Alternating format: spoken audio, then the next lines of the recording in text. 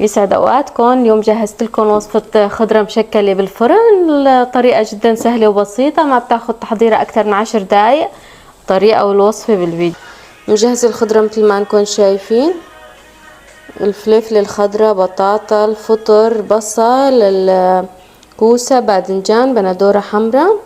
مجهزة هون معلقة دبس فليفلة مع شوية فلفل أحمر وكزبرة، نص كيلو لحم راس عصفور أو الشقف أو أي لحمة موجودة عندكم، لو مفرومة بتصير، وفلفل أسود وملح.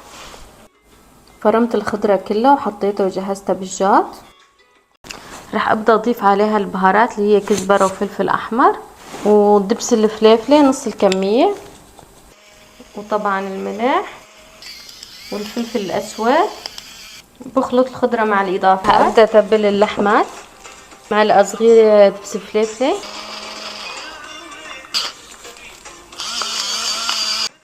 بخلط اللحمة مع التتبيلة. بضيف اللحمات على جاط الخضرة اللي سبق وكنت مجهزته، بوزعهم بهالشكل. بعدين بحط السمنة اللي أنا مجهزة معلقتين سمنة، بوزعهم بهالشكل، وصار عندي جاط جاهز مثل ما انكم شايفين. بغطيه بورق الزبدة والألمنيوم على الفرن. عم شوف استواء اللحمة مع الخضرة بعد ما كان بالفرن على درجة حرارة 230 من فوق وتحت، استوى تماما.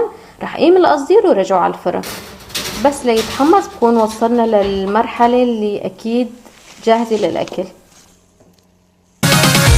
أرجوك ده احنا استوينا، أرجوك ده احنا تهرينا، يا عم الحظ مالك ما تحس شوية بينا، وهرمون السعادة